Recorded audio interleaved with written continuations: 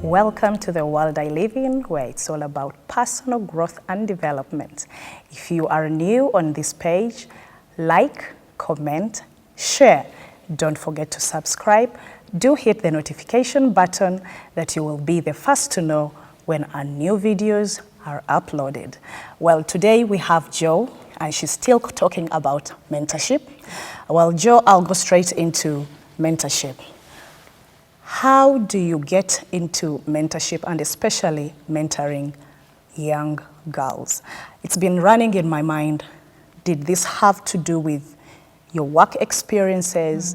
Is there a point in your life where you needed somebody to take a hold of your hand and show you something and open a door for you and sponsor you, talk to somebody for you, that you reached a point and you're like, I need to do this for somebody because nobody ever did this for me? Wow. Being propelled to get into mentorship, besides trying to authenticate my calling from God, it is also to do with my career path. Because of the so many experiences that I've gone through, there is this particular experience which had been offered to me by a place I was working at, a place that was ABI development by the government of Denmark, and they offered me to be part of the Female Future Program. Female Future Program is a program by the Federation of Uganda Employers and University of Oslo in Norway, and they take on a cohort of about 10 to 15 women every year and just train them through leadership, because the whole perspective is ensuring that women are taking on the leadership positions.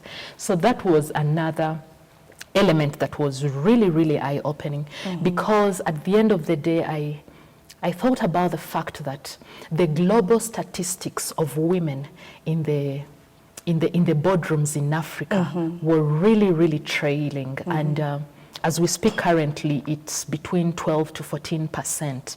And this is out of a survey that was done by Africa Development Bank, where they looked at 307 countries, 307 top companies, A-listed companies in Africa. And they noted that actually 1 out of 7 boardrooms almost had no woman represented. Really?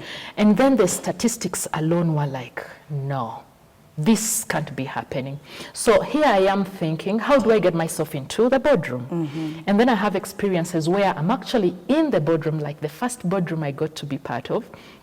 I was the only woman and youngest. And the youngest. And here I am.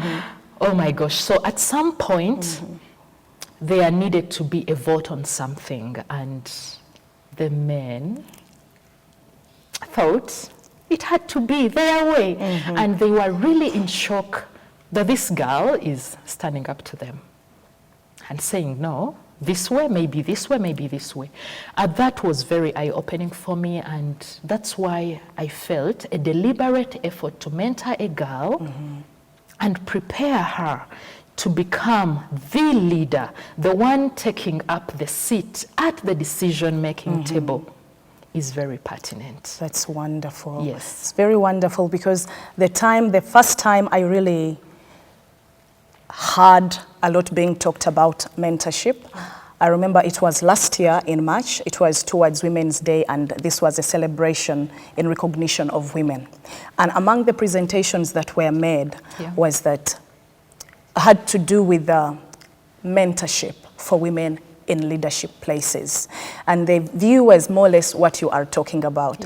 But still, it was also that most women never mentor. They are not willing to uplift their fellow women. So when I hear you, when I see you going down to the young girls who have no competition, because up this side, people are competing for spaces, they are competing for offices, they are competing for so many things. So maybe That's the reason why most women will not uplift other women, which is, of course, wrong. The fact that you have other women, there is room for everyone. I like what Madeleine Albright mentioned. I love it of late. There is a place in hell, she said, of every woman who does not hold another woman's hand. You heard that, ladies? Yes. There is a place in hell, according to someone, for any woman who does not hold another woman's hand. So ladies, let us stand up. It's actually very interesting. We are in March. Monday is Women's Day. So this show is so timely. Monday is Women's Day. And here we are talking about women mentoring women. Look out for a woman that you can mentor. It's so interesting because in order for you to mentor, it's you to identify. Identify somebody. You don't know how important you may be to that person's life. You may look at yourself as at a lower, lesser level, but at whatever level that you are at, there are people who are lower than you. So pick somebody's hand and do something beautiful for them. Now, going back to you, Jo, I would like to know, in your mentorship classes for our lovely children, what are some of those things that you focus on? Okay, wow.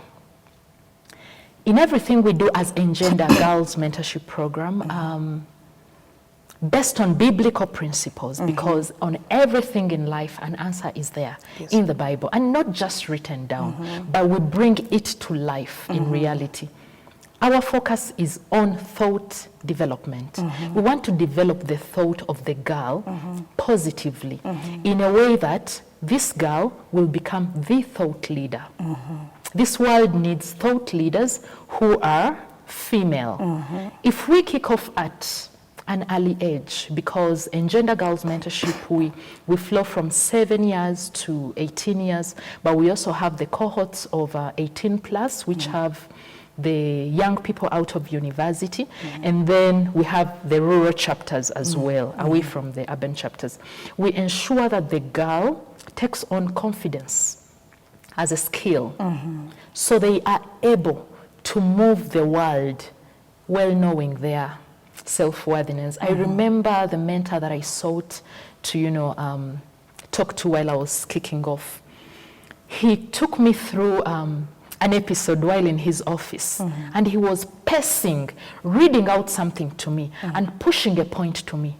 At the end of the day, the point came to self-worth. It is the biggest challenge that women face currently, right from the baby to the grandmother. We never feel worthy of who we are, what we have achieved, and what we can do. We think that until when somebody comes and says, that's a beautiful dress, you man up and then kind of feel the world. No. There is so much within us that needs to be tapped into in terms of potential, so we can be able to raise. Because I know that Engender girls currently, if we look at them 10, 15, 20 years from now, are going to be the women who are folding their seat to the decision-making table, whether invited or not. They have to make that point, take the step, get there. Look at the woman at the decision-making table. Recently, we had Uwela Okonzo being appointed World Trade Organization top. We have the other women. Look at what they are able to do in their places of domain. There is an aspect that a woman brings on board. We are empathetic, and then that brings about the innovative challenge, the innovative decisions or innovations that we bring on board on the table to ensure that the challenges that organizations or places are facing are actually handled, with that multitasking aspect that the woman brings on board. So I ensure that every girl from a younger age, we take on activities that focus on some of these things. Recently, as we took on the camp, there is a parent who stood up to me and said, when I was looking at your activities or at the curriculum you're going to do at the 5 days camp, I didn't see public speaking. It doesn't have to be public speaking.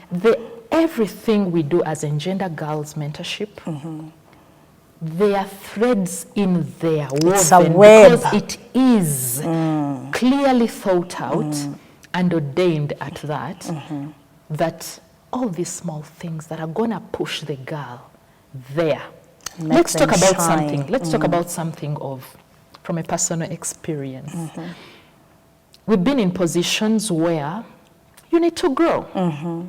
You're an officer, you need to grow to an assistant something or become a manager. And when you seek out to actually grow, there is a man there. And guess what? The man will need you to offer something in return. If it wasn't for me standing out and saying, actually, I cannot offer it to you, but rather I'm going to get there, and that is within me. It has to be inbuilt. I actually got there. Much as at some point in life, because of my confidence and what I was doing, it propelled me to an extent that, of course, some workmates at some point have ideas and think, could it be that she's this and this and that, or seeing so and so? To so and so, that's why she's up there. At the end of the day, you don't have to offer nothing as a girl, yet you can still make it there. Yes. Ladies, there you go. You do not have to offer nothing to get where you want to get. You will always get to that high level, that high office, but you don't have to offer nothing. All you have to do is honk your skills, know who you are, be comfortable in your own skin, be very comfortable, be very confident, and get to learn and know your stuff. Once you know your craft, you will definitely get where you want to get. Shortcuts never last. Indeed. They never last. Once you do shortcuts, they will never last, because you always have a debt to pay to somebody. You are indebted to someone. You know, going back to, Jo has been talking about Engender Girls program. We didn't introduce that to you, but Jo heads that program. She heads, that's her baby, and it's doing marvelous, marvelous, marvelous things. And I would like to share with you a bit why I thought Jo needed to speak to you. Well, my children, I had never let my children out of my sight. My children were always with me, especially during the holidays. I never let them be free and fly. But then I got to know about Engender, and somehow I felt there was something different about it. The day I was taking my children for camp, my little girl, who is 8 now, she was crying in the car, but somehow, first she was very excited, she was leaving home, but as we were about to reach, she started realizing she was going to miss her mom. How will I talk to you, mommy? And she started crying. But again, her older sister was so happy. So she wanted to stay with mommy, but she also wanted to go with her sister. So somehow she had to choose what she really wanted, and Engender she chose.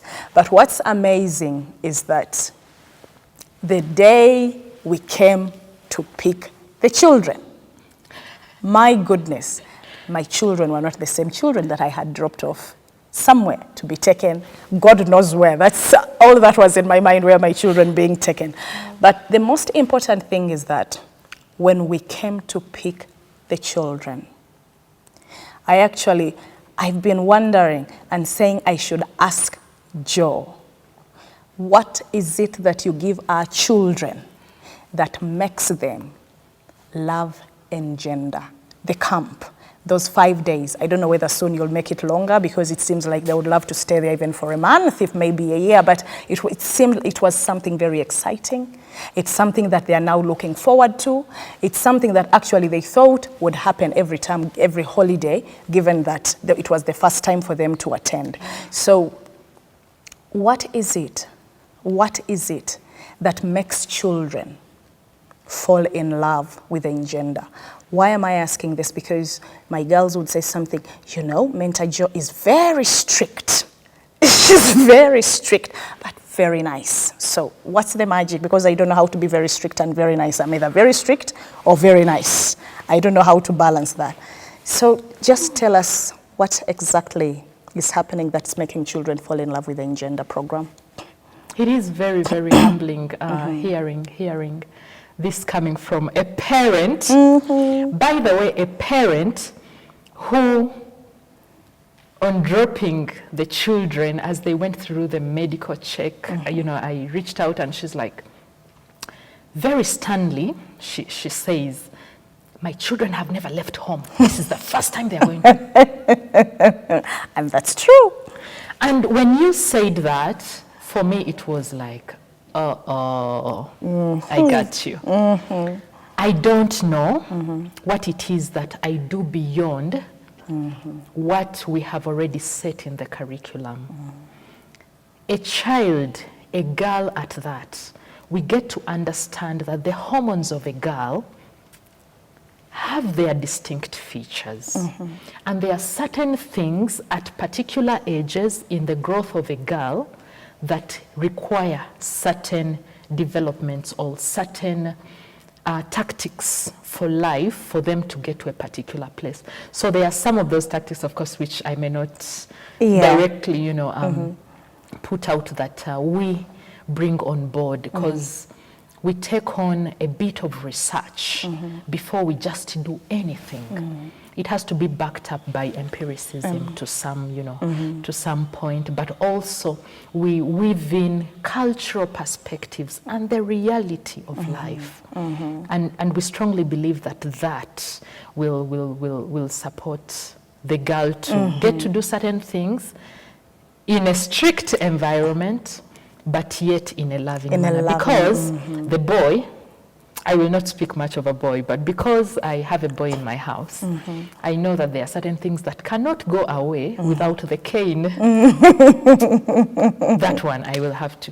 But the girl, you spare the rod, you spoil the child. Yeah, but for the girl, you may choose to take that tactic, and then it may breed instead rebellion. Yes. So for camp, for all the other activities we get to do, by the way, we've been engaged in activities away from the girls' camp, which takes on a period of about 5 days, perhaps in future, depending on what the Lord says. We'll go to 1 month. Oh Lord, hear my prayer. Let it go to 1 month. My children will be the happiest.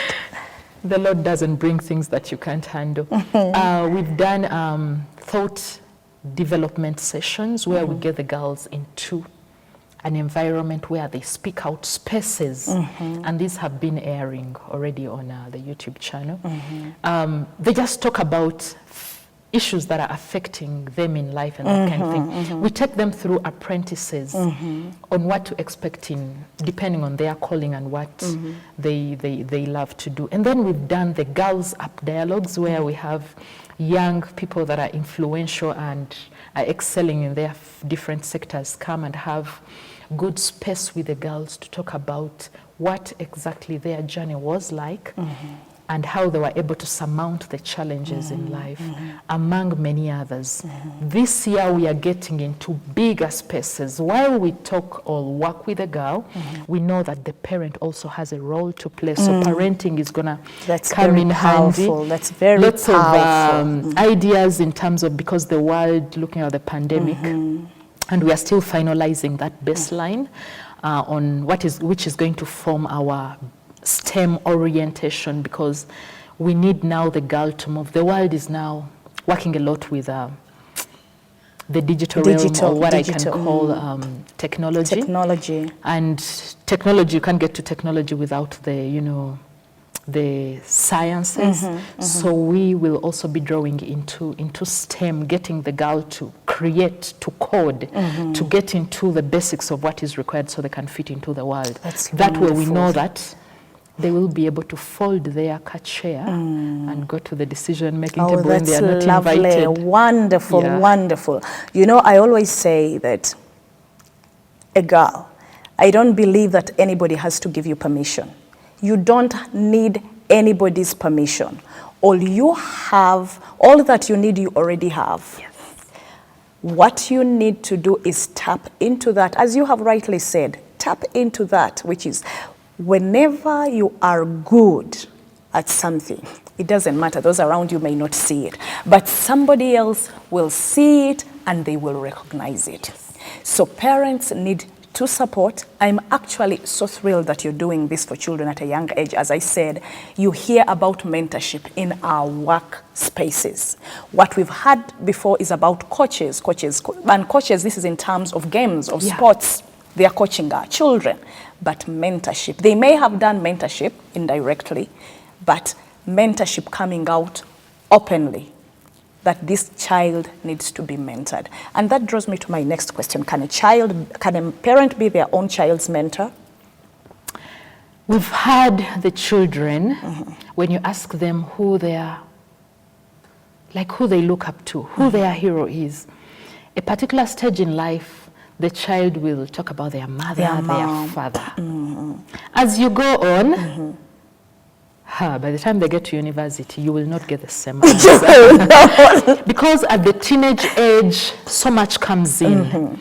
We are in a world that is digitalized, and the slay queen notions are flowing in. The celebrity crushes are flowing here and there. They are looking up to actors and actresses, or so and so. Currently, it will take a well-groomed child by a parent to actually come out and say, this figure that is responsible is actually the person I look up to, or somebody I want to be like. And that is an element that Engender Girls Mentorship Program is trying to refocus the girls on, to get back onto their purpose, their identity of what it is that they were actually created to do. That way they are able to dream the world and let it become, because dreams come true. They do more often than not. Yes, they do. Because the girl of today believes that when I'm on my mobile gadget and I have thousands of followers on Snapchat, on IG, or Twitter, or Facebook, likes, that is me. That's what defines me.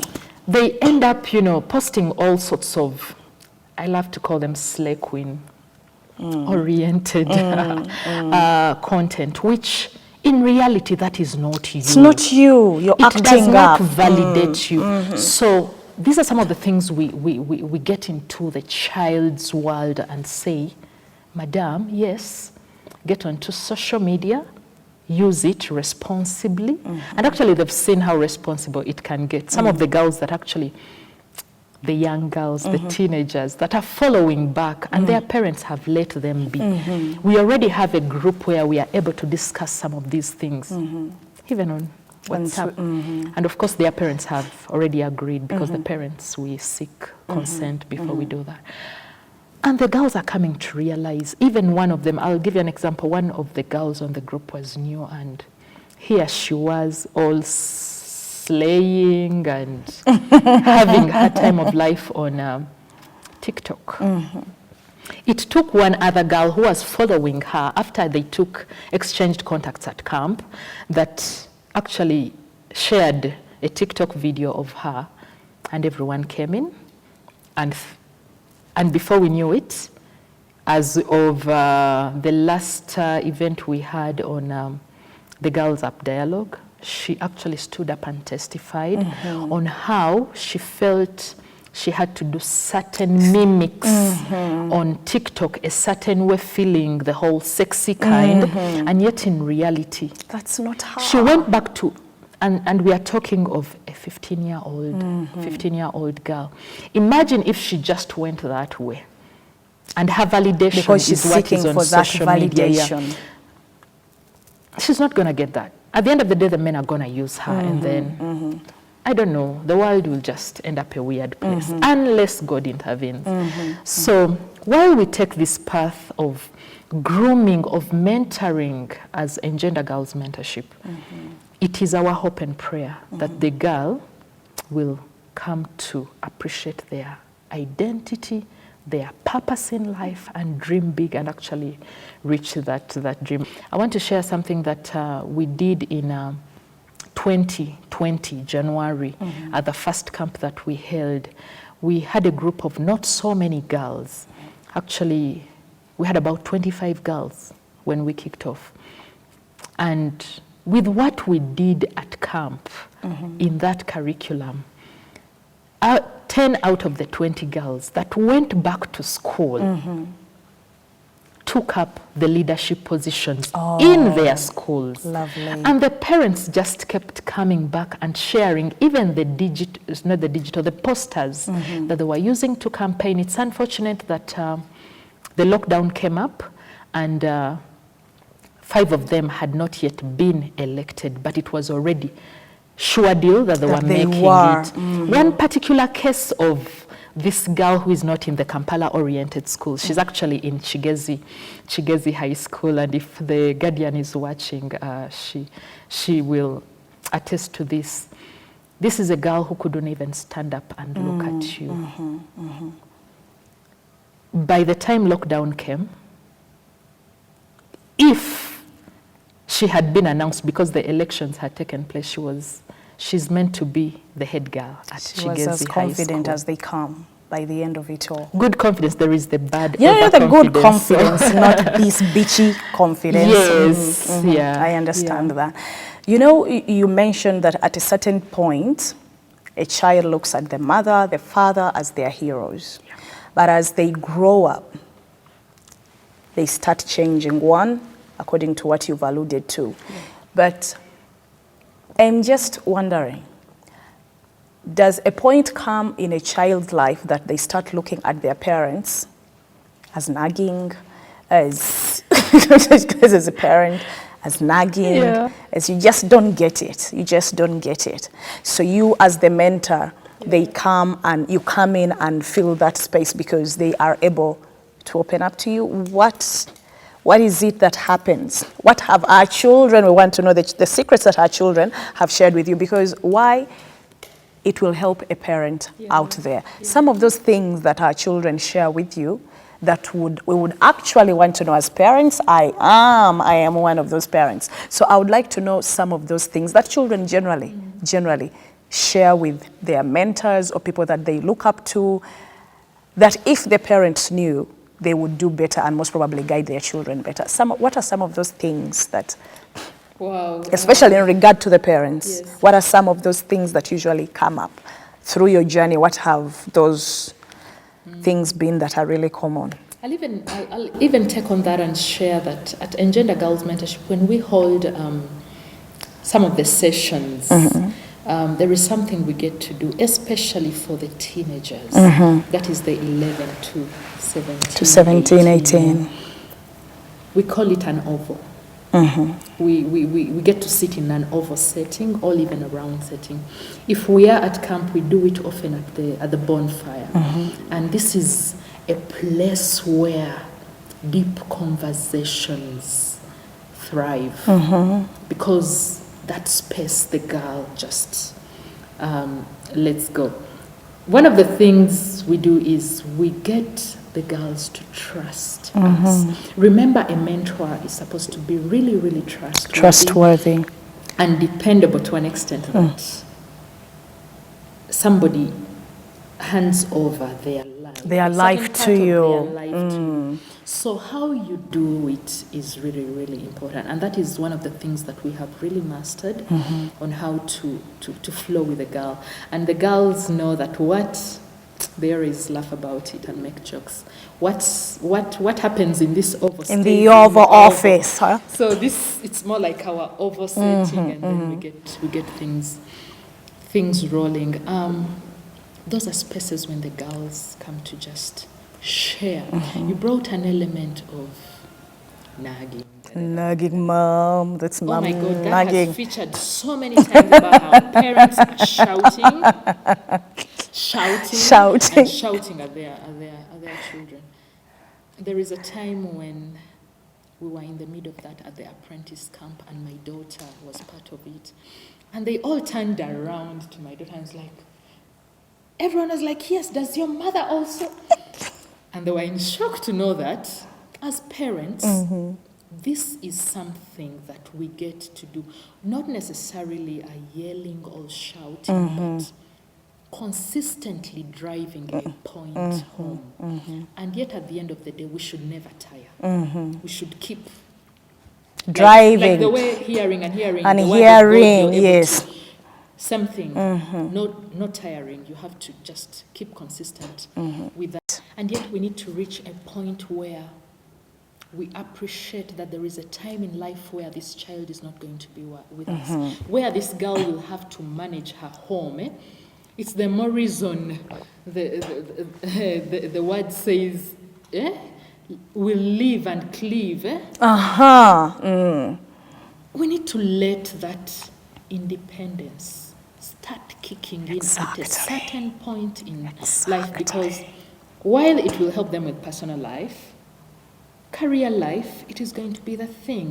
You have to take independent decisions, which are going to guide thousands of people. And you have to stand by them. Exactly. So, So that's why precisely I was saying that, at the moment when I gave you my children, I entrusted you with my children. It's after the Lord had taken me through all that. And now I was learning to let go and let God guide. It was me learning to let go of my children and letting God do what he has to do. So ladies and gentlemen, there we are with Mentor Joe. Joe, I would like to ask, I believe those who know you would like to know, what's your best color? Tell me, what's your best color? It's a tough one. It's a tough one because I've come to appreciate my skin color and what flows with it. Okay. So I'm able to know. You play around with whatever comes, and you I test roll. it with. When it comes to my household, lemon green and red. Okay, that's quite interesting. What are some, give me one scripture that not only makes your day, but whenever you read it, whenever you remember it, there's something it triggers in you. Wow, quite so many. I don't know which one. Okay, there is one that I've actually pinned up in my space, in my home space, that I love to just look at, and it reminds me. It's in Obadiah, and it says, "But upon Mount Zion shall be deliverance, and there shall be holiness. And there at the house of I put my name, and the house of Josephine." Of Josephine. Oh, that's very lovely. Yeah, so I have been delivered from so much. I have overcome so much. If you knew Josephine that you see today, 5 years ago, well, you're in for a shocker. Exactly. When people see us in our different spaces, they're like, okay. I've had people tell me that, so you actually preach? You speak about God? I'm like, yeah, I do preach. I speak about God and I love it. Yeah. So it's because people know you from a certain angle, from a certain space, during a certain season. You have now moved on into something else and people are just like, okay, that can't be her doing that. But change, as I always say, is the only permanent thing. We are always, always changing. Well, Joe, it's been lovely having you. And if you want to know what Engender is all about, we are going to put our link below and you will be able to see a video of what happened in the previous camp. It's lovely, it's amazing, it's mind-blowing. You will want your child to be part of the next camp. Watch out for our next video. Love you and thank you.